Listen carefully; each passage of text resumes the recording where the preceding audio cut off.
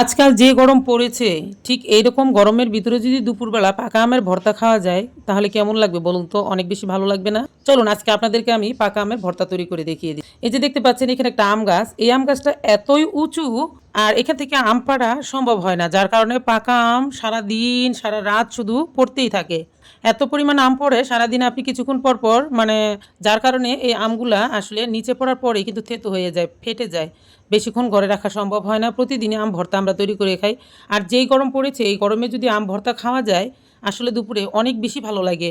তো দেখতেই পাচ্ছেন এখানে আমরা প্রতিদিন এই আমগুলো সংরক্ষণ করে রাখি। রাখার পর এইভাবে দুপুরে সবার সাথে মিলেমিশে এই ভর্তাটা তৈরি করি। আমি এখন আমগুলোকে কেটে ছিলে নিচ্ছি।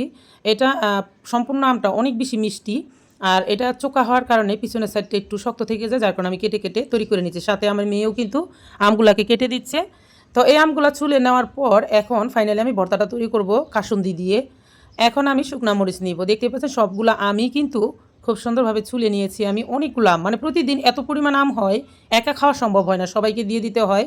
তারপর মাঝে মাঝে আমরা ভর্তা তৈরি করি। এই যে সম্পূর্ণ আমগুলো আমি এইভাবে দু ফাট্টা করে কেটে নিলাম। আর আস্ত ভর্তা করলে আরও বেশি ভালো লাগে। এখানে দিয়ে দিলাম আমি 1 চা চামচ পরিমাণ লবণ, 2-3টা শুকনা কাঁচামরিচ ভেজে রেখেছিলাম তেল ছাড়া। এখন হাত দিয়ে ডলে নিচ্ছি। ভালোভাবে ডলা হয়ে গেছে, এখন আমি আমগুলা দিয়ে দিচ্ছি।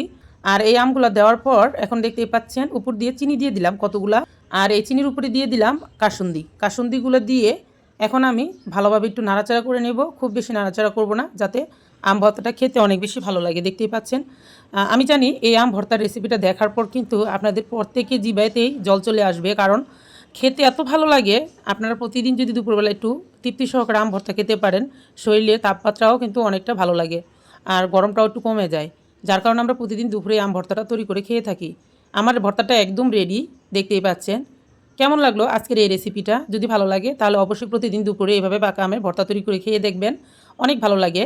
তাহলে যে এই পর্যন্তই, সকলকেই আল্লাহ তাআলা ভালো রাখুক। আল্লাহ হাফেজ।